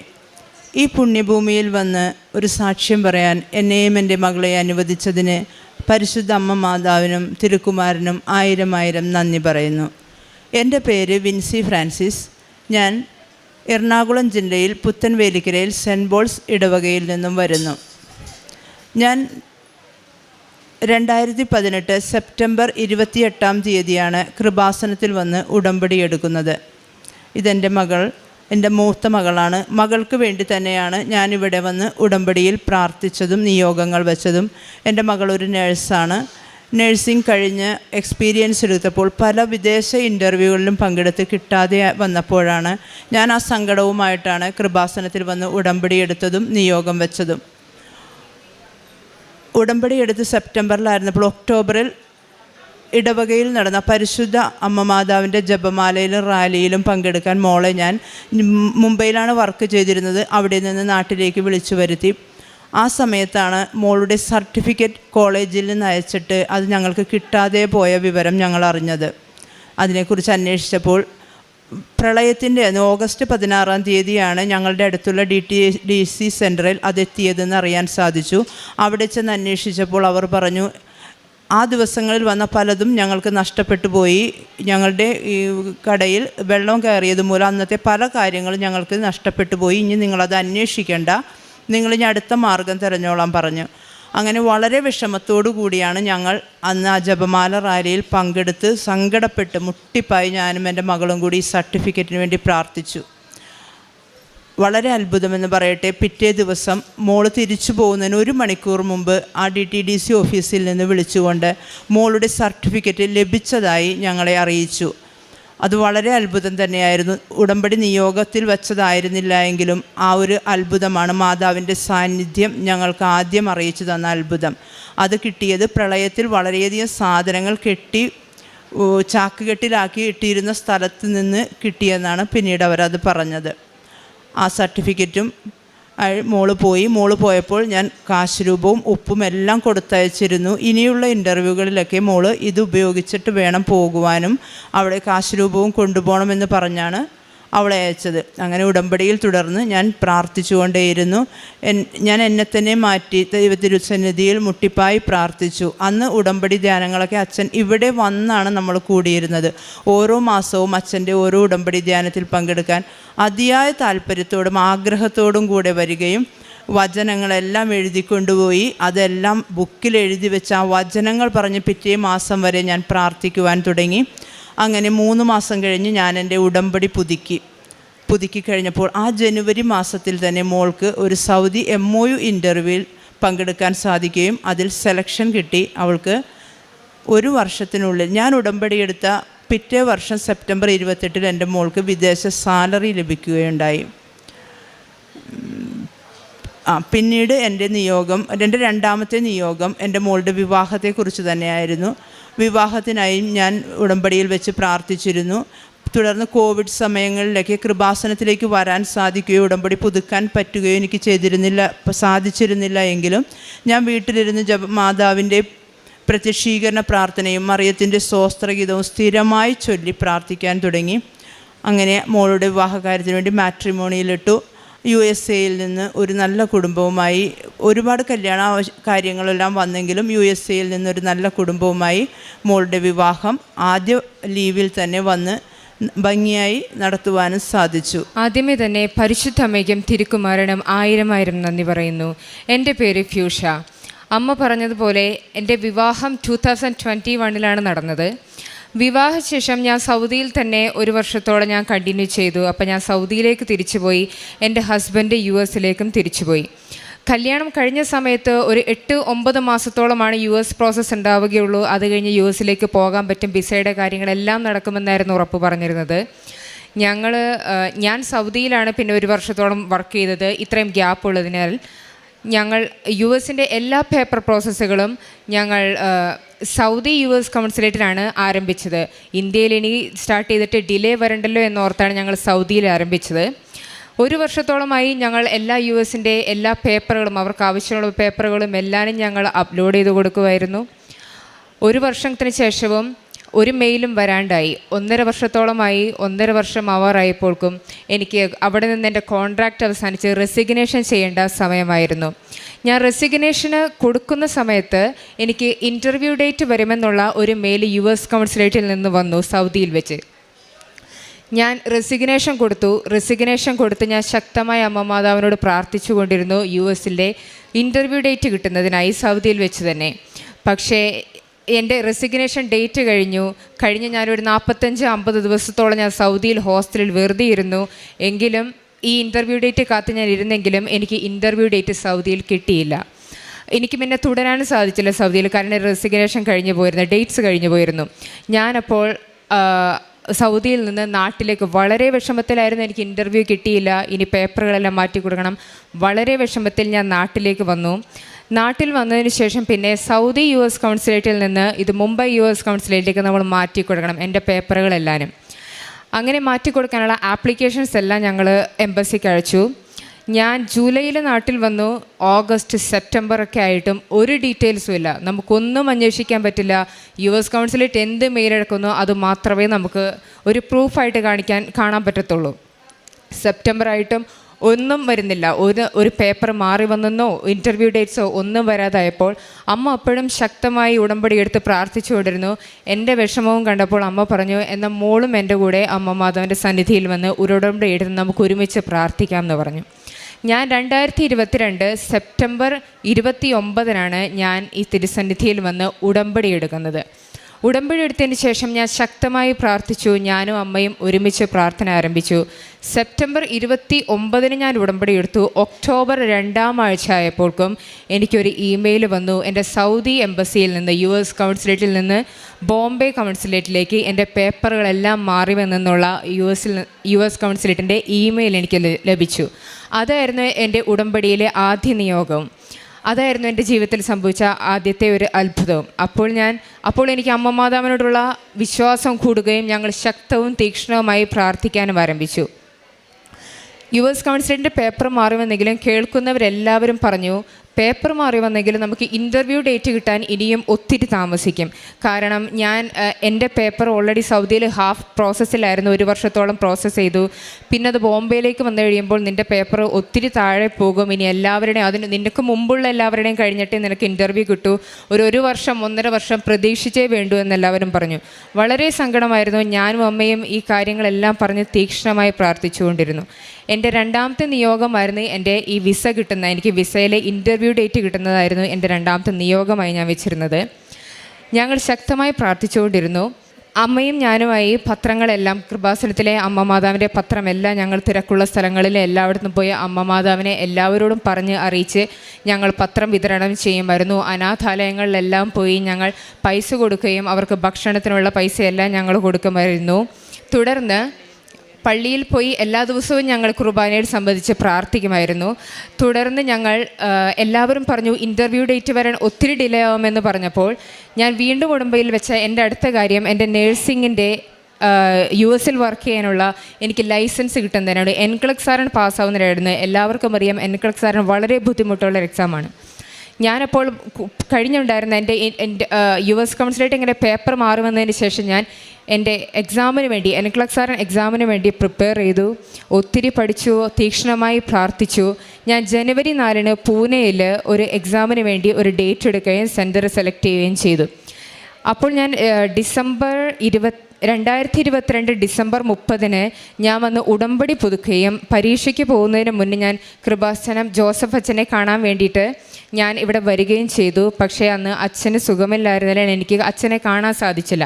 എന്നാലും ഞാൻ അമ്മ മാതാവിൻ്റെ വന്ന് ശക്തമായി ഞാൻ തീക്ഷ്ണമായി പ്രാർത്ഥിച്ച് എക്സാമിന് പോയി, ഞാനും അമ്മയും. എക്സാമിന് പോയപ്പോൾ അമ്മ മാതാവിൻ്റെ കാശ് രൂപവും എക്സാം സെൻറ്ററിന് പുറത്ത് ഞങ്ങൾ ഒപ്പിട്ട് ഞങ്ങൾ പ്രാർത്ഥിക്കുകയും ഞങ്ങളെല്ലാം ചെയ്ത് എക്സാം ഞാൻ എഴുതി. എക്സാം വളരെ ബുദ്ധിമുട്ടുള്ള എക്സാം ആയിരുന്നു. എന്നാലും ഞാൻ അമ്മ മാതാവിൻ്റെ കരുണയിൽ കുഴപ്പമില്ലാതെയാണ് ഞാൻ എക്സാം എഴുതിയത്. പാസ്സാകുമെന്നായിരുന്നു എനിക്ക്, തീർച്ചയായും എനിക്ക് പാസ്സാകുമെന്നുള്ള ഉറപ്പായിരുന്നു. പക്ഷേ ഞാൻ പാസ്സായില്ല, എക്സാം ഞാൻ ഫെയിലായി. അങ്ങനെയുള്ളൊരവസരത്തിൽ ഞാൻ ഒത്തിരി തകർന്നു പോയി, ഒരു ഡിപ്രഷൻ അവസ്ഥയിലായി. എൻ്റെ മെറിറ്റ് എല്ലാം പോയി. ഇനി ആകെ ദൈവത്തിലും അമ്മ മാതാവിലും മാത്രമേ എനിക്ക് ആശ്രയമുള്ളൂ. വളരെ വിഷമമായിരുന്നു. തിരിച്ച് നാട്ടിൽ വന്നപ്പോൾ എനിക്ക് വിസക്കൊരു ഡേറ്റ് കിട്ടുന്നില്ല, വിസ ഇൻ്റർവ്യൂവിന് ഡേറ്റ് കിട്ടുന്നില്ല. ഞാൻ എക്സാം എഴുതിയത് ഞാൻ ഫെയിലായി. ഇനി എക്സാം എഴുതണോ വേണ്ടായോ ഒരു തീരുമാനം എടുക്കാൻ പറ്റാത്തൊരവസ്ഥ. എനിക്കുണ്ടായിരുന്ന നല്ലൊരു ജോലി ഞാൻ സൗദിയിൽ നിന്ന് കളഞ്ഞ് നാട്ടിൽ വന്ന് വട്ടപൂജ്യമായി ഞാൻ നിൽക്കുമായിരുന്നു വീട്ടിൽ. തീക്ഷ്ണമായി പ്രാർത്ഥിച്ചു. ഉടമ്പടി പുതുക്കിയതിനെ പ്രമാണിച്ച് ഞാനും അമ്മയും വീണ്ടും ഞാൻ അമ്മ മാതാവിനോട് പ്രാർത്ഥിച്ചുകൊണ്ടേയിരുന്നു. ഞങ്ങൾ പത്രം വിതരണം ചെയ്യുകയും അമ്മ മാതാവിൻ്റെ കാശ്രൂപം വെച്ച് പ്രാർത്ഥിക്കുകയും അനാഥാലയങ്ങളിലെല്ലാം ഫുഡ് കൊടുക്കുകയും ചെയ്തു. ഉടമ്പടി സാക്ഷ്യങ്ങൾ കാണുകയും അച്ഛൻ്റെ ചൊവ്വാഴ്ചയിലുള്ള ധ്യാനത്തിലെല്ലാം ഞങ്ങൾ തീക്ഷ്ണമായി വീട്ടിലിരുന്ന് പങ്കുചേരുകയും ചെയ്തു. ഒരു ദിവസം അമ്മയുടെ ചേച്ചിയോട് സംസാരിച്ചുകൊണ്ടിരിക്കുകയായിരുന്നു ഫോണിലൂടെ. അപ്പോൾ ആൻറ്റി ആണെങ്കിൽ എൻ്റെ കാര്യങ്ങളും വിസയുടെ കാര്യങ്ങളെല്ലാം അമ്മയോട് ചോദിച്ചു എന്തായി എന്നുള്ളതെല്ലാം. അമ്മ പറഞ്ഞു അവളോട് തന്നെ ചോദിക്കുക, എന്നോട് സംസാരിക്കാൻ പറഞ്ഞു. ആൻറ്റിയും ഇങ്ങനെ കൃപാസനത്തിൽ വന്ന് ഒത്തിരി പ്രാർത്ഥിക്കുന്നൊരു വ്യക്തിയാണ്. ഞാനപ്പോൾ ആൻറ്റിയോട് സംസാരിച്ചുകൊണ്ടിരുന്നപ്പോൾ എൻ്റെ ഒരു കയ്യിൽ അമ്മയുടെ ഫോണും ഒരു കയ്യിൽ എൻ്റെ സ്വന്തം ഫോണുമായിരുന്നു. അപ്പോഴാണെങ്കിൽ ആൻറ്റി എന്നോട് ഇങ്ങനെ അമ്മ മാധവൻ്റെ കാര്യമെല്ലാം പറഞ്ഞു തരികയായിരുന്നു. മോൾ ഇങ്ങനെ പ്രാർത്ഥിക്കണം, എല്ലാ കാര്യങ്ങളും പറഞ്ഞു തരുന്ന സമയത്ത് ഞാൻ വളരെ വിഷമിച്ചിരിക്കുകയായിരുന്നു. ഞാനപ്പോൾ ആൻറ്റിയോട് കരഞ്ഞ് പറഞ്ഞു, അമ്മ മാതാവ് എന്നെ മറന്നുപോയി, ഞാൻ പ്രാർത്ഥിച്ചതൊന്നും മാതാവ് കേട്ടില്ല, എന്നെയൊക്കെ അമ്മ മാധവ് മറന്നുപോയെന്ന് ഞാൻ കരഞ്ഞ് പറഞ്ഞ ആ നിമിഷം തന്നെ എൻ്റെ ഇപ്പുറത്തിരിക്കുന്ന മൊബൈൽ, എൻ്റെ അപ്പുറത്തെ കയ്യിലിരുന്ന മൊബൈലിലേക്ക് ഒരു ഇമെയിൽ വരെയാണ് US കൗൺസിലേറ്റിൻ്റെ. ഞാനപ്പോൾ പെട്ടെന്ന് നോക്കിയപ്പോൾ എൻ്റെ ഇൻ്റർവ്യൂ ഡേറ്റ് അമ്മ മാതാവ്, എനിക്ക് ആ നിമിഷം ഞാൻ പറഞ്ഞു എന്നെ മറന്നുപോയി അമ്മ മാതാവ് എന്ന് പറഞ്ഞ നിമിഷം തന്നെ എനിക്ക് US കൗൺസിലേറ്റിൽ മുംബൈയിൽ എനിക്ക് ഇൻ്റർവ്യൂ ഡേറ്റ് തന്നു, മാർച്ച് 10. അതായിരുന്നു എൻ്റെ ഉടമ്പടിയിൽ എനിക്ക് സംഭവിച്ച ഏറ്റവും വലിയ അത്ഭുതം എന്ന് പറയുന്നത്. മാർച്ച് 10 എൻ്റെ ഇൻ്റർവ്യൂ ഡേറ്റ്. ഇൻ്റർവ്യൂ ഡേറ്റിനിടയിൽ പല തടസ്സങ്ങളും പല പ്രശ്നങ്ങളും പല കാര്യങ്ങളെല്ലാം സംഭവിച്ചെങ്കിലും ഇൻ്റർവ്യൂ ഡേറ്റിന് പോയപ്പോഴെല്ലാം ഞങ്ങൾ അമ്മ മാതാവിനോട് പ്രാർത്ഥിച്ചും ഞങ്ങൾ ഇൻ്റർവ്യൂവിന് പോയപ്പോഴെല്ലാം ഞങ്ങൾ പത്രം കൊണ്ടുപോയി മുംബൈയിലെല്ലാം വിതരണം ചെയ്യുകയും അമ്മ മാതാവിൻ്റെ കാശുരൂപം പിടിച്ചാണ് ഞാൻ ഇൻ്റർവ്യൂവിന് പോയതെല്ലാം. ഇൻ്റർവ്യൂവിൽ ഒരു തടസ്സമില്ലാതെ ഇൻ്റർവ്യൂ നടക്കുകയും എനിക്ക് US വിസ കിട്ടുകയും ചെയ്തു. ഏപ്രിലാണ് ഞാൻ US പോയത്. ഏപ്രിൽ ഞാൻ US പോയതിന് ശേഷം ഞാൻ അവിടെ പോയി NCLEX കോച്ചിങ്ങിന് ചേർന്നു. NCLEX കോച്ചിങ് നടത്തിയതിന് ശേഷം ഞാൻ NCLEX കോച്ചിങ്ങിന് പോയപ്പോൾ കോച്ചിങ് സെൻറ്ററിൽ NCLEX എക്സാം 2-3 തവണ എഴുതിയിട്ട് കിട്ടാതെ ഫെയിലായിട്ടുള്ള കുട്ടികളെ കണ്ടു. അവർക്കെല്ലാവർക്കും അമ്മ മാതാവിനെ പറ്റി അറിയാമെങ്കിലും കാര്യമായിട്ടൊന്നും അറിയില്ല. അപ്പം ഞാനപ്പോൾ അവരോട് കാര്യങ്ങളെല്ലാം പറഞ്ഞു കൊടുക്കുകയും ഇനിയുള്ള എക്സാമിന് പോകുമ്പോൾ നിങ്ങൾ അമ്മ മാതാവിൻ്റെ ചെറിയൊരു കാശുരൂപം കൊണ്ടുപോകണം, നിങ്ങൾ തീക്ഷ്ണമായ അമ്മ മാതാവിനോട് പ്രാർത്ഥിക്കണം എന്ന് പറഞ്ഞ് 2 പേർക്ക് ഞാൻ വീണ്ടും അവർ എക്സാം എഴുതാൻ പോയപ്പോൾ അമ്മ മാതാവിൻ്റെ ചെറിയൊരു കാശുരൂപം കൊടുത്തു വിട്ടു. അത്ഭുതമെന്ന് പറയട്ടെ, അമ്മ മാതാവിൻ്റെ കാശുരൂപം കൊണ്ടുപോയിട്ടുള്ള എക്സാമിന് അവർ 2 പേരും ആ തവണ അവർ എക്സാം എഴുതിയപ്പോൾ 2 പേരും NCLEX ആറാണ് എക്സാം പാസ്സായി. ഞാൻ അതിനുശേഷം തുടർന്ന് പ്രാർത്ഥിക്കുകയും ഒക്ടോബറിൽ ഞാനൊരു എക്സാമിന് ഡേറ്റ് എടുക്കുകയും ചെയ്തു. എക്സാമിന് പോയപ്പോൾ ടെൻഷനൊന്നും അധികം, പ്രാർത്ഥനയിലായതിനാൽ ടെൻഷനൊന്നും അധികം ഇല്ലായിരുന്നു. അമ്മ മാതാവ് എന്നെ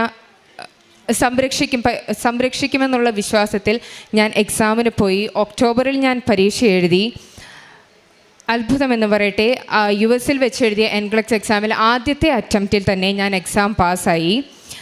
US വെച്ച് നടന്ന ഹൂസ്റ്റണിൽ വെച്ച് നടന്ന ജോസഫ് അച്ഛൻ്റെ ധ്യാനത്തിൽ ജോലിപരമായ കാര്യങ്ങൾ എനിക്ക് സംബന്ധിക്കാൻ കഴിഞ്ഞില്ലെങ്കിലും US വെച്ചുണ്ടായിരുന്ന അഖണ്ഡ ജപമാല റാലിയിലെല്ലാം ഞാൻ അവിടെ സംബന്ധിച്ചിരുന്നു. പിന്നെ ഞാൻ പ്രാർത്ഥിച്ചത് US എനിക്കൊരു ജോലിക്ക് വേണ്ടിയിട്ടാണ്. ഞാൻ NCLEX പാസ്സായി കഴിഞ്ഞ് ഞാനൊരു 2-3 മാസത്തോളം ഞാൻ ജോലിയില്ലാതെ എല്ലായിടത്തും അപ്ലൈ ചെയ്തു. നമുക്ക് US എക്സ്പീരിയൻസ് ഇല്ലാതെ നമുക്ക് ജോലി കിട്ടൽ വളരെ ബുദ്ധിമുട്ടാണ് അവിടെ. ഞാൻ 2-3 മാസത്തോളം വീട്ടിലിരുന്നു, പ്രാർത്ഥിച്ചു. അമ്മ മാതാവ് എനിക്ക് നല്ലൊരു ജോലിയും US തന്ന് എന്നെ അനുഗ്രഹിച്ചു. ഇത്രയും അനുഗ്രഹം ചെയ്തെന്ന അമ്മ മാതാവിനും തിരുക്കുമാരനും 1000 നന്ദി. ഈ ഒരു വർഷം ഞാൻ ജോലി ചെയ്തതിൻ്റെ ജോലിയിലുള്ള വിഹിതമെല്ലാം ഞാൻ മാറ്റിവെച്ച് ഞാനിപ്പോൾ നാട്ടിൽ സാക്ഷ്യം പറയാൻ വേണ്ടി വന്നതാണ്.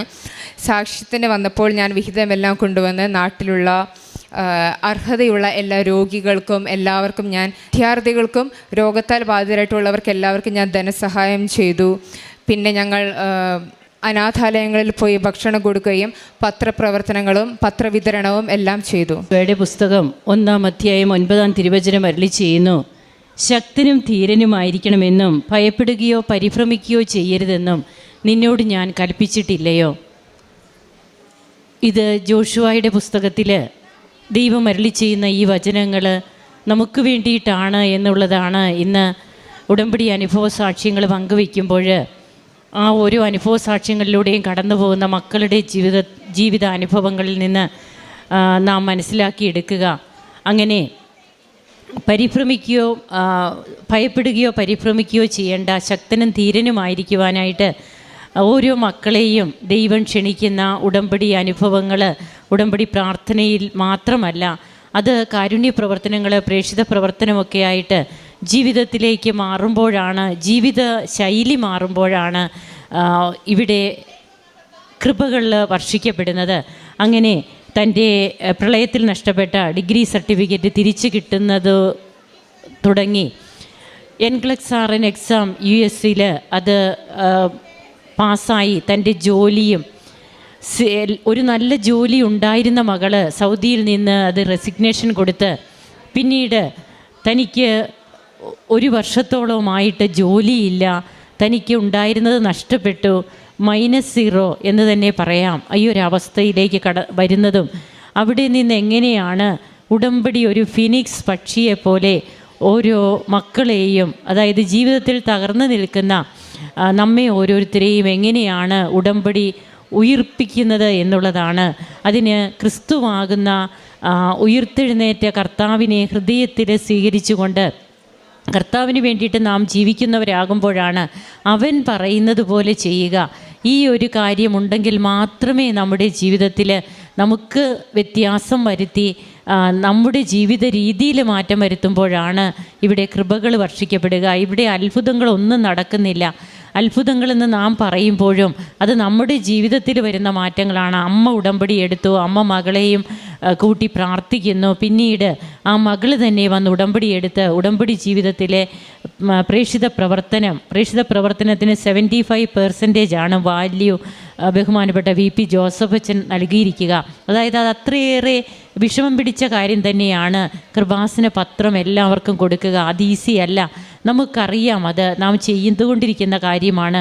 അങ്ങനെ തങ്ങളുടെ പ്രേക്ഷിത പ്രവർത്തനവും കാരുണ്യ പ്രവർത്തനങ്ങളും ഒക്കെയായിട്ട് ജീവിതത്തെ തിരിച്ചു പിടിക്കുകയാണ്. തനിക്ക് നഷ്ടപ്പെട്ട തൻ്റെ ജോലിയും അതുപോലെ ഒരിക്കൽ കൈമോശം വന്ന ജീവിത വഴികളിൽ എവിടെയെങ്കിലുമൊക്കെ നമുക്ക് കൈമോശം വന്ന നമ്മുടെ ദൈവത്തോടുള്ള ആ സ്നേഹവുമൊക്കെ തിരിച്ചു പിടിക്കുകയാണ് ഉടമ്പടി അനുഭവങ്ങളിലൂടെ പങ്കുവയ്ക്കുമ്പോൾ ഓരോ മക്കളും ചെയ്യുന്നത്.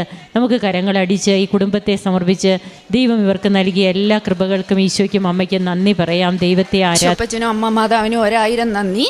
എൻ്റെ പേര് രാഖി, ഞാൻ മാവേലിക്കരയിൽ നിന്ന് വരുന്നു. ഇതെൻ്റെ 2ാമത്തെ ഉടമ്പടി സാക്ഷ്യമാണ്. ആദ്യ ഉടമ്പടി സാക്ഷ്യം എന്ന് പറയുന്നത് ഞാൻ OET ക്ലിയർ ചെയ്ത് ന്യൂസിലാൻഡിൽ പോയ സാക്ഷ്യമാണ്. ഞാൻ 2022 ഓഗസ്റ്റ് മാസം തൊട്ട് ഉടമ്പടിയിലാണ്. പിന്നെ ഇപ്പം ഞാൻ ന്യൂസിലാൻഡിൽ നിന്ന് വന്ന് ഞാനിപ്പോൾ ഈ സാക്ഷ്യം പറയാൻ വന്നിരിക്കുന്നത് എൻ്റെ അമ്മയുടെ രോഗസൗഖ്യത്തെക്കുറിച്ചാണ്. ഞാൻ നാട്ടിൽ വന്ന് ഇറങ്ങി ആദ്യം കേൾക്കുന്ന വാർത്തയെന്ന് പറയുന്നത് എൻ്റെ അമ്മയുടെ ബയോപ്സി റിപ്പോർട്ടാണ്. അത് നാവിലൊരു ക്യാൻസറിൻ്റെ പാർട്ടുണ്ടെന്നാണ് അറിയുന്നത്. അത് ഞങ്ങളെ ഒരുപാട് തളർത്തി. ഞങ്ങൾ 2 സഹോദരങ്ങളാണുള്ളത്. ഇതെൻ്റെ അനിയൻ, അമ്മയുണ്ട് ഇപ്പോൾ എൻ്റെ അടുത്ത്. അമ്മയ്ക്കാണെങ്കിൽ ഒരു ഓൾഡ് സ്ട്രോക്കൊക്കെ വന്നിട്ടുള്ള ആളാണ്. പിന്നെ ഇച്ചിരി ഒബിസിറ്റിക്ക് ഉള്ളതാണ്. അത് കാരണം ഞങ്ങൾക്ക് ഭയങ്കര ഒരു വിഷമമായിരുന്നു. ഓൾറെഡി വയ്യാത്ത ഒരാൾ നടക്കാനൊരു ഇച്ചിരി ബുദ്ധിമുട്ടൊക്കെ ഉണ്ട്. അന്നേരം അതിൻ്റേതായ ഒരു ബുദ്ധിമുട്ട് ഒക്കെ ഞങ്ങളെ ഭയങ്കരമായിട്ട് അലട്ടി. അങ്ങനെയാണ് ഞങ്ങൾ നാട്ടിലൊരു കൊല്ലത്താണ് ഞങ്ങൾ അമ്മയൊക്കെ താമസിക്കുന്നത്. അന്നേരം അവിടെ തന്നെ ഒരു ഹോസ്പിറ്റലിൽ കാണിച്ചപ്പോഴാണ് നമുക്കിത് കൺഫേം ആയിട്ട് വന്നത്. അതായത് അമ്മയ്ക്ക് ഒരു വർഷമായിട്ട് വായിൽ ഇങ്ങനെ മൗത്ത് അൾസർ വന്നിങ്ങനെ പൊട്ടുമായിരുന്നു. അന്നൊക്കെ ഡോക്ടർമാരെ കാണിക്കുമ്പോൾ അതൊരു സ്ട്രെസ് അൾസറാണ്, അതിനുള്ള മരുന്നൊക്കെ കൊടുക്കും. അന്നേരം ആ ഒരു രീതിയിൽ അങ്ങ് പോയി. അങ്ങനെയാണ് പിന്നെ ലാസ്റ്റ് സ്ട്രോക്കിൻ്റെ ഡോക്ടറിനെ, അതായത് ന്യൂറോളജിസ്റ്റിനെ കണ്ടുകൊണ്ടിരിക്കുന്നതാണ്.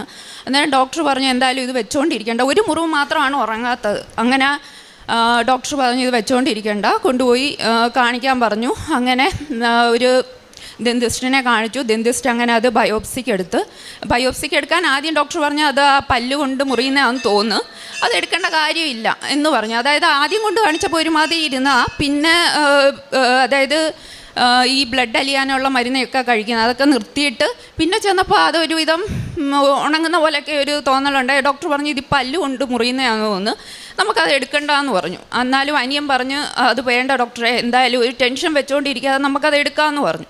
അങ്ങനെ അത് ബയോപ്സിക്ക് എടുത്ത് വിട്ടു. ബയോപ്സിയുടെ റിപ്പോർട്ട് വരുന്നതെന്ന് പറയുന്നത് ഇതിങ്ങനെ ക്യാൻസർ ആണെന്നുള്ള ഒരു ഇതിലാണ്. അതുമാത്രമല്ല അതൊരു റെയറായിട്ടുള്ള ഒരു ക്യാൻസറാണ്. അതായത് സാധാരണ ക്യാൻസർ എന്ന് മൗത്തിലൊക്കെ വരുന്ന ടങ്ങിലൊക്കെ വരുന്ന ക്യാൻസർ എന്ന് പറയുന്നത് സ്ക്യൂമസ് സെൽ കാർസിനോമ എന്ന് പറയും. ഇതെന്ന് പറയുന്നത് ഒരു അക്രോലൈറ്റിംഗ് നേച്ചർ, അതായത് അൺകോമൺ ആണ്, പെട്ടെന്ന് സ്പ്രെഡ് ചെയ്യുന്ന ഒന്നാണ്. അന്നേരം അമ്മയുടെ ഈ ഒരു കണ്ടീഷനൊക്കെ വെച്ച് അനിയൻ അവിടെ ഇരുന്ന് റിപ്പോർട്ട് മേടിക്കുമ്പോൾ അനിയൻ മാത്രമേ ഉള്ളായിരുന്നു. അവൻ ആകെ തളർന്നു പോയി ഒരു കരയുമായിരുന്നു അവിടെ ഇരുന്ന്. അങ്ങനെ എന്നെ വിളിക്കുന്നു. ഞാനിവിടെ വന്നിറങ്ങുമ്പോൾ ഈ റിപ്പോർട്ടാണ് കേൾക്കുന്നത്. ഞാൻ അവനൊരു സപ്പോർട്ട് കൊടുത്ത് ഞാൻ ഉടമ്പടിയിലാണ്, നീ വിഷമിക്കേണ്ട, മാതാവ് ഈശോ ഉള്ളപ്പോൾ നമുക്കൊന്നും കൊണ്ടും വിഷമിക്കേണ്ട, ഞാൻ ഉടമ്പടിയിലാണ്, നീ ഒരു ഉടമ്പടി എടുക്കണം എന്ന് പറഞ്ഞു. അവൻ പറഞ്ഞു ഞാൻ ഉടമ്പടി എടുക്കാം, നമുക്ക് പോയി എടുക്കാമെന്ന് പറഞ്ഞു. അങ്ങനെ ഞങ്ങൾ ഇവിടെ വന്ന് ഉടമ്പടിയൊക്കെ എടുക്കുന്നു. പിന്നെ അത് ഞങ്ങൾ RCC പോയപ്പം ഡോക്ടർ പറഞ്ഞു ഇതൊരു വെച്ചുകൊണ്ടിരിക്കേണ്ട, പെട്ടെന്ന് തന്നെ നമുക്ക് എടുക്കാം, സർജറി ചെയ്യാം. പക്ഷേ അമ്മയുടെ കേസ് ആവുമ്പം അമ്മയ്ക്ക് ഈ ഒബിസിറ്റി ഉണ്ട്, ഓൾഡ് CV, അങ്ങനെ diabetic, sugar, diabetic, hyper tension എല്ലാം ഉണ്ട്. അന്നേരം ഇതിപ്പം അമ്മയുടെ കേസാവുമ്പോൾ ഇവിടെ ക്യാൻസർ മാത്രം ട്രീറ്റ്മെൻറ്റ് ചെയ്യുന്നതാണ് RCC എന്ന് പറയുന്നത്. ഇതിപ്പം എന്തെങ്കിലും ഒരു കോംപ്ലിക്കേഷൻ ഉണ്ടായാലോ ചിലപ്പം വെൻറ്റിലേറ്ററിൽ നിന്ന് ഉണരാനും സാധ്യതയില്ലെന്ന് പറഞ്ഞു. സർജറി ചെയ്ത് കഴിഞ്ഞാലും അവിടെ ട്രീറ്റ്മെൻറ്റ് കൊടുക്കാനുള്ള ഒരു ഫെസിലിറ്റീസ് ഇല്ല. എന്തെങ്കിലും വേറെ കോംപ്ലിക്കേഷൻ ഉണ്ടായാൽ പെട്ടെന്ന് തന്നെ നമുക്ക് മെഡിക്കൽ കോളേജിലോട്ട് മാറ്റണം എന്നൊക്കെ പറഞ്ഞ്. ഇതൊക്കെ കേട്ടപ്പോൾ ഞങ്ങൾക്ക് ആകെ ഒരു വിഷമമായി. ഞങ്ങളുടെ അമ്മ ഞങ്ങളുടെ കൂടെ വേണമെന്നാണ് ഞങ്ങളുടെ ആഗ്രഹം.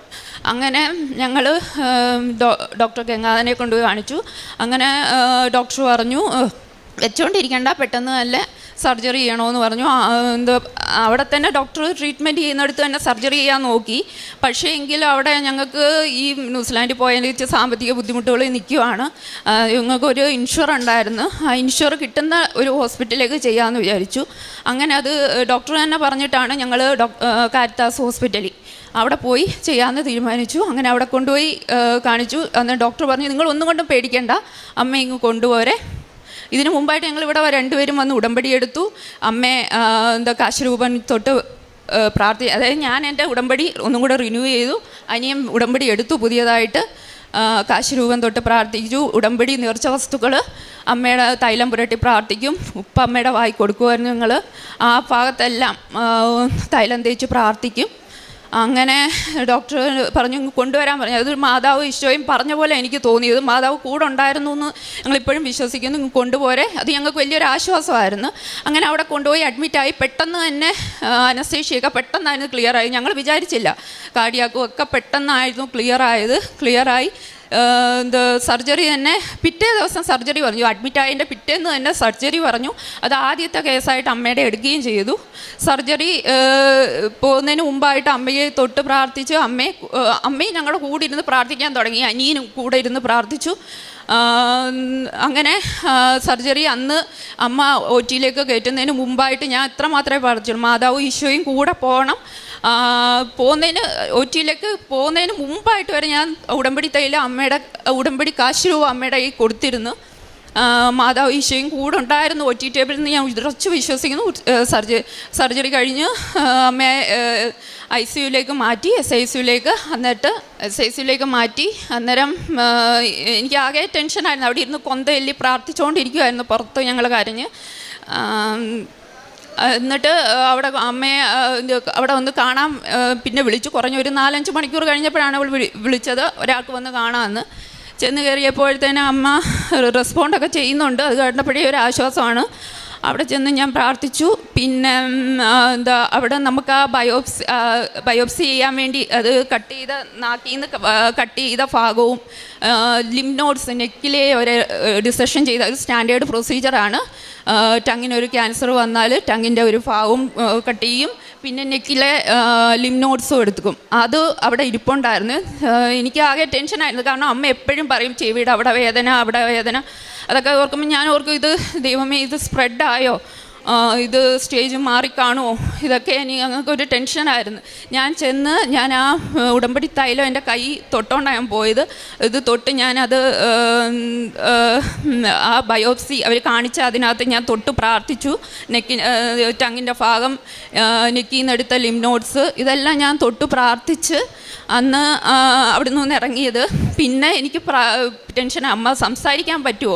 എന്നാൽ നേഴ്സിൻ്റെ അടുത്ത് ഞാൻ പിന്നെ ചോദിച്ചപ്പോൾ നേഴ്സ് പറയുന്നത്, അമ്മ നല്ല മിടുക്കിയായിട്ട് സംസാരിക്കുന്നു, ഒരു കുഴപ്പവും എന്ന് പറഞ്ഞ്. ഇതൊക്കെ കേട്ടപ്പം മനസ്സങ്ങ് നിറയുമായിരുന്നു. ദൈവം അവിടെ പ്രവർത്തിച്ച മാതാവ് ഈശോയെ അവിടെ ഉണ്ടായിരുന്നല്ലോ. അതുകൊണ്ടാണല്ലോ അമ്മയ്ക്ക് ഇങ്ങനെ ഒരു പെട്ടെന്നൊരു ഇമ്പ്രൂവ്മെൻറ്റ് ഞങ്ങൾ പ്രതീക്ഷിച്ചത്. കാരണം സർജറി പോലും ഇങ്ങനെ വെൻറ്റിലേറ്ററിൽ നിന്ന് പോലും എടുക്കാൻ പറ്റുമോ എന്ന് പറഞ്ഞ ഒരാളാണ് ഇങ്ങനെ ഒരു പെട്ടെന്നൊരു മാറ്റം ഞാൻ അവിടെ കാണുന്നത്. പിന്നെ റിക്കവറി എന്ന് പറയുന്നത് വളരെ ഫാസ്റ്റായിരുന്നു. ഉടമ്പടി അറിയാമല്ലോ, സർജറി കഴിഞ്ഞാൽ അതിൻ്റേതായ ബുദ്ധിമുട്ടുണ്ടാകും. അന്നേരം ആ റൂമിൽ കിടക്കുമ്പോൾ അമ്മ ഓരോ നിമിഷവും അമ്മയ്ക്ക് വേദനയും ബുദ്ധിമുട്ടുകളും ട്യൂബും ഒക്കെ ആയിട്ട് ഭയങ്കര ബുദ്ധിമുട്ടായിരുന്നു. അന്നേരം ആ നിമിഷമല്ല അമ്മയും പറയും, മോളെ ആ തൈലം കൊണ്ടുവന്ന് തൊട്ട് പ്രാർത്ഥിക്കും, കാശ് രൂപ അമ്മയുടെ കൈ കൊടുക്കുക. ഞങ്ങൾ രണ്ടുപേരും ഇരുന്ന് അവിടെ ഇരുന്ന് പ്രാർത്ഥിക്കും. അച്ഛൻ്റെ ഡെയിലി ബ്രെഡ് എന്ന് പറയുന്ന ആ പ്രാർത്ഥന ഞങ്ങൾ രാവിലെ കേട്ടിരുന്ന് പ്രാർത്ഥിക്കും. അത് ദൈവത്തിൻ്റെ ഒരു സാന്നിധ്യമായിരുന്നു ഞങ്ങൾക്കത്, ഒരു ബലമായിരുന്നു. ആ റൂമിൽ ദൈവത്തിൻ്റെ ഒരു വലിയൊരു സാന്നിധ്യം എനിക്കറിയാം. കാരണം ആ റൂമിൽ ഈശോയുടെ രൂപമുണ്ട്. ദൈവമായിട്ട് ഞങ്ങളെ അവിടെ കൊണ്ടുപോയത്. അങ്ങനെ ഇരിക്കുമ്പോഴാണ് പെട്ടെന്നാണ് നമുക്ക് ബുദ്ധിമുട്ടുകളുണ്ടായിരുന്നു. ഛർദിൽ, വോമിറ്റിങ്, സ്മെല്ല് കേട്ടാൽ പോലും സ്മെല്ല് പോലും അമ്മയ്ക്ക് അടിക്കാൻ പറ്റത്തില്ല. അന്നേരം ഛർദ്ദിക്കുമായിരുന്നു. അങ്ങനെ ട്യൂബൊക്കെ ഔട്ടായിരുന്നു ഇതിൻ്റെ ഇടയ്ക്ക്. ആ നിമിഷമെല്ലാം ദൈവം അത് ഞങ്ങളെ സൗഖ്യപ്പെടുത്തി, ഞങ്ങളെ കൂടെ നിന്നത് എല്ലാം മാറ്റി തന്നു.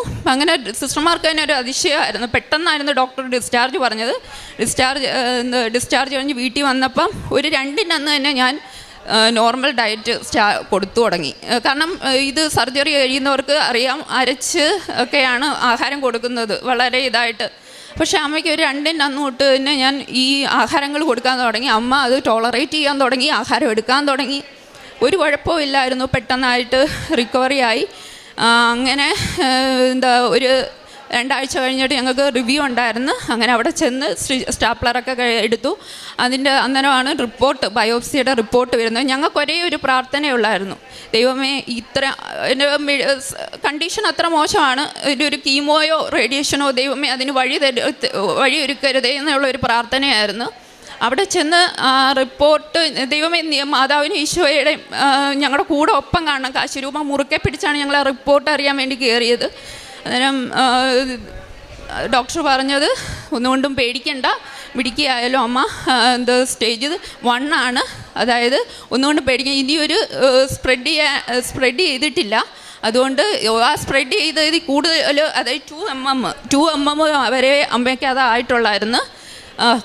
അത് ഞങ്ങളിപ്പോൾ കട്ട് ചെയ്ത് മാറ്റിയിട്ടുണ്ട്, ലിംബ് നോഡ്സും. അതുകൊണ്ട് ഇനിയിപ്പം കീമോയോ റേഡിയേഷനോ വേണ്ടാന്നുള്ള ഒരു ഒപ്പീനിയൻ, എങ്കിലും ഒരു സെക്കൻഡ് ഒപ്പീനിയന് വേണ്ടി ഓങ്കോ ഫിസിഷ്യനെ വിട്ടു. ഓങ്കോ ഫിസിഷ്യനും ഇത് കണ്ട് അവർ പരസ്പരം തീരുമാനമെടുത്ത് ഒരു കീമോയോ റേഡിയോയോ വേണ്ട, അത് മാതാവ് ഈശോയും ഞങ്ങളടുത്ത് പറഞ്ഞ കൃപാസന മാതാവിൻ്റെ ആ ഒരു സാന്നിധ്യം ഞങ്ങൾക്കറിയാം, വേണ്ടാന്ന് പറഞ്ഞു. അങ്ങനെ അമ്മയ്ക്ക് പിന്നെ വേദനയൊക്കെ പെട്ടെന്നായിരുന്നു മാറ്റവും റിക്കവറിയും. ഇന്നിപ്പോൾ എൻ്റെ അമ്മ ഞങ്ങളുടെ കൂടെ ഇവിടെ ഉണ്ടായിരുന്നു. പിന്നെ ഈ പറഞ്ഞ കണക്ക് ഈ ഒരു ഇതിലൂടെ കുടുംബം കൂടുതൽ ദൈവത്തോട് അടുക്കുകയാണ് ചെയ്തത്. അനിയൻ അവനാണെങ്കിൽ വലിയ ആദ്യത്തെ സാക്ഷ്യം വരുമ്പോൾ അവൻ എൻ്റെ കൂടെ ഉണ്ടായിരുന്നു, പക്ഷേ അവൻ അങ്ങ് പുറത്ത് പോയി നിൽക്കുമായിരുന്നു.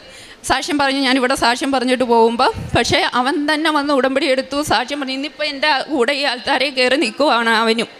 ഈ അങ്ങനെ ഉടമ്പടിയൊന്നും അങ്ങനെ ഒരു ഷൈനസ് ഉള്ള ആൾ, അവനങ്ങനെ പറയുന്ന ഒരാളും ഒന്നുമല്ല.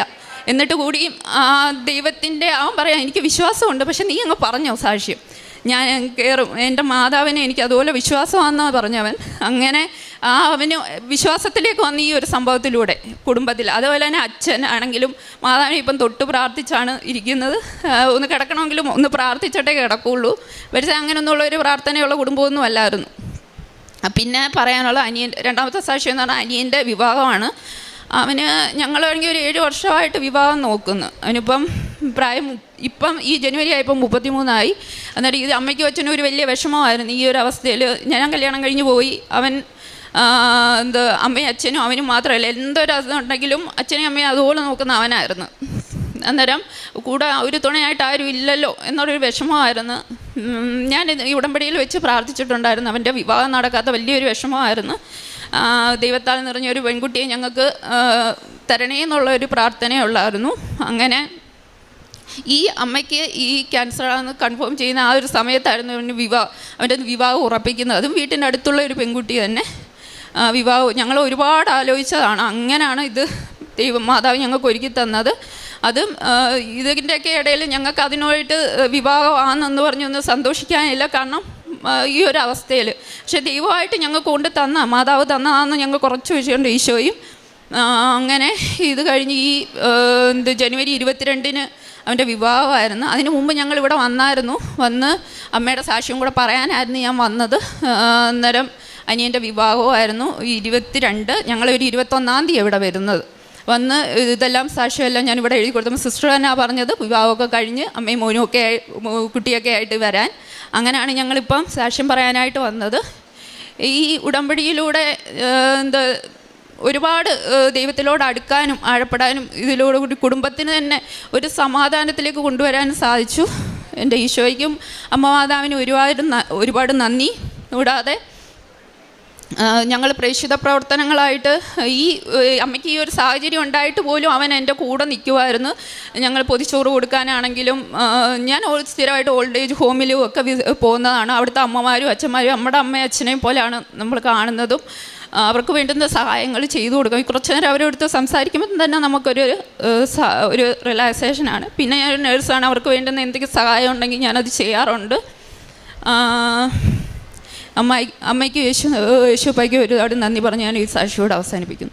ഞങ്ങൾ ഈ കോട്ടയം കാരിത്താസിലേക്ക് പോയത് തന്നെ ഇൻഷുർ കിട്ടുമെന്നുള്ളൊരു വിശ്വാസത്തിലായിരുന്നു. അങ്ങനെ സർജറി കഴിഞ്ഞു. അതായത് ഇൻഷുറിൽ തന്നെയാണ് ഈ പൊയ്ക്കൊണ്ടിരുന്നത്. പെട്ടെന്ന് ഞങ്ങൾക്ക് വന്ന റിപ്പോർട്ടെന്ന് പറഞ്ഞാൽ ഇൻഷുർ റിജക്റ്റ് എന്ന് പറഞ്ഞാണ് വന്നത്. അത് ഞങ്ങളെ ഒരു പെട്ടെന്നൊരു വിഷമമൊന്നും തോന്നിയില്ല, എങ്കിലും ഒരു വിഷമമായി ഞങ്ങൾക്ക്. ഞങ്ങളെല്ലാം അന്നേരം അനിയനും പറഞ്ഞു, നമ്മൾ മാതാവിൽ ആശ്രയിച്ചല്ലേ വന്നത്, മാതാവ് അത് നോക്കിക്കോളും എന്ന് പറഞ്ഞു. ഞങ്ങളത് വിശ്വാസത്തിൽ അവിടെ ആ വിഷയം വെച്ച് പ്രാർത്ഥിച്ചു. എന്താന്ന് പറയട്ടെ, അത്ഭുതം എന്ന് പറയാൻ പിറ്റേ ദിവസം അവർ വിളിക്കുന്നു. ഹോസ്പിറ്റലിൽ നിന്ന് തന്നെ വിളിച്ചു പറയുന്നത്, നിങ്ങളുടെ റിജക്റ്റായ ഇൻഷുറൻസ് സാക്ഷനായിട്ടുണ്ട്. അതായത് അവർ തന്നെ പറയുന്നു അതൊരു അത്ഭുതമാണ്. ഇങ്ങനെ റിജക്റ്റ് ആയത് സാധാരണ അങ്ങനെ അപ്രൂവലായി പിന്നെ വരത്തില്ല, എന്തോ പറ്റിയെന്ന് അറിയത്തില്ല. വളരെ ഒരു ഇതായിട്ട് അവർ പറഞ്ഞു. അത് ഞങ്ങൾക്ക് മാതാവിൻ്റെ ഇടപെടൽ കൊണ്ട് മാത്രമാണ് അതങ്ങനെ സാധിച്ചത് എന്ന് ഞങ്ങൾ ഉറച്ചു വിശ്വസിക്കുന്നു. യെശയ്യാ 41:13 നിൻ്റെ ദൈവവും കർത്താവുമായ ഞാൻ നിൻ്റെ വലതുകരം പിടിച്ചിരിക്കുന്നു. ഞാനാണ് പറയുന്നത്, ഭയപ്പെടേണ്ട, ഞാൻ നിന്നെ സഹായിക്കും. രാഖി എന്ന ഈ മകൾ 2 സാക്ഷ്യങ്ങളാണ് കർത്താവിൻ്റെ എഴുത്താരയിൽ പരിശുദ്ധ കൃപാസന മാതാവിൻ്റെ സംരക്ഷണ ലഭിച്ചതിനെ പങ്കുവയ്ക്കുന്നത്. ആദ്യത്തേത് അമ്മയ്ക്കുണ്ടായ ക്യാൻസറിൻ്റെ ആരംഭവും അതിൻ്റെ സർജറിയും അത് മറ്റെങ്ങും അത് പടരാതെയും പൂർണ്ണമായി സൗഖ്യപ്പെട്ടുകൊണ്ടും അമ്മയുടെ പല വിധത്തിലുള്ള ശാരീരികാരോഗ്യ പ്രശ്നങ്ങളിൽ യാതൊരു കുഴപ്പവുമില്ലാതെ അമ്മയ്ക്ക് ആരോഗ്യത്തോടുകൂടി അമ്മയുടെ ജീവിതം തിരികെ ലഭിച്ചതിനുള്ള നന്ദിയാണ് ആദ്യം സാക്ഷ്യപ്പെടുത്തിയത്. രണ്ടാമത് സഹോദരൻ്റെ വിവാഹം, അതും ഈ നാളുകളിൽ വെച്ചിരുന്ന പ്രധാനപ്പെട്ട നിയോഗമായിരുന്നു. പരിശുദ്ധമ്മയുടെ പ്രത്യേകമായ സംരക്ഷണയാൽ അത് അനുഗ്രഹമായി മാറിയതിനെ മകൾ സാക്ഷ്യപ്പെടുത്തി. മകളുടെ സാക്ഷ്യത്തിൽ പ്രത്യേകമായിട്ട് പറയുന്നത് പരിശുദ്ധമ്മ കുടുംബത്തിൽ വരുത്തുന്ന വിശ്വാസത്തിൻ്റെ ബോധ്യത്തെക്കുറിച്ചാണ്. ഓരോരുത്തർക്കും വിശ്വാസത്തിൻ്റെ ആഴം നൽകി സഹായിച്ചു. ഓരോരുത്തരും അമ്മ മാതാവിലേക്കും ഈശോയിലേക്കും കൂടുതൽ സന്തോഷമുള്ള മനസ്സോടുകൂടി ജീവിതത്തെ സമർപ്പിക്കുകയും വിശ്വാസം ജീവിക്കുവാനായിട്ട് തുടങ്ങുകയും ചെയ്തു. അതുകൊണ്ടാണ് കൃപാസനം ഉടമ്പടി, മരിയൻ ഉടമ്പടി എന്നത് ചൊല്ലുന്ന പ്രാർത്ഥനയല്ല, പ്രവർത്തിക്കുന്ന ചെയ്യുന്ന പ്രവൃത്തിയാണ് എന്ന് ഓർമ്മിപ്പിക്കുന്നത്. വിശ്വാസത്തെ ജീവിതമാക്കുമ്പോഴാണ് നമുക്കതിനെ ദൈവത്തിന് മുമ്പിൽ സാക്ഷ്യമായി നൽകുവാനാവുക. ഉടമ്പടി ജീവിതത്തിലൂടെ നമ്മളെല്ലാവരും കേവല വിശ്വാസത്തിൽ നിന്ന് കൃപയുള്ള വിശ്വാസത്തിലേക്ക് വളരുന്നു. നമ്മൾ ഓരോരുത്തരും ചൊല്ലിത്തീർക്കുന്ന പ്രാർത്ഥനകളിൽ നിന്ന് ദൈവനാമത്തെ മഹത്വപ്പെടുത്തി ചെയ്യുന്ന നന്മയുടെ പ്രവൃത്തികളിലേക്ക് നമ്മുടെ ജീവിതത്തെ ഉയർത്തുന്നു. അതോടൊപ്പം നമുക്ക് നമ്മുടെ തന്നെ ജീവിത രീതികളെ, സ്വഭാവങ്ങളെ, അതിനെയൊക്കെ കൂടുതൽ വിശുദ്ധീകരിക്കുവാനും തിന്മയുടെയും പാപത്തിൻ്റെയും മേഖലകളിൽ നിന്ന് പിന്മാറുവാനുമുള്ള കരുത്ത് ലഭിക്കുകയും ചെയ്യുന്നു. ഉടമ്പടി ജീവിതം നമ്മളെ പുതിയ വ്യക്തികളാക്കുന്നു. ഉടമ്പടി ജീവിതം ദൈവത്തിന് നമ്മുടെ ജീവിതത്തിൽ പ്രഥമ സ്ഥാനം നൽകുന്നു. ഉടമ്പടി ജീവിതം ദൈവിക പ്രവർത്തനങ്ങൾ നമ്മുടെ ജീവിതത്തിൽ വേഗം നടപ്പിലാക്കുന്നതിന് വേണ്ടി നമ്മളെ തന്നെ എളിമപ്പെടുത്തി പ്രാർത്ഥിക്കുവാൻ സഹായിക്കുന്നു. അതിൻ്റെ സാക്ഷ്യമാണ് ഈ മകൾ തൻ്റെ അമ്മയുടെ സൗഖ്യത്തിലൂടെയും സഹോദരൻ്റെ വിവാഹത്തിലൂടെയും നമ്മോട് പങ്കുവയ്ക്കുക.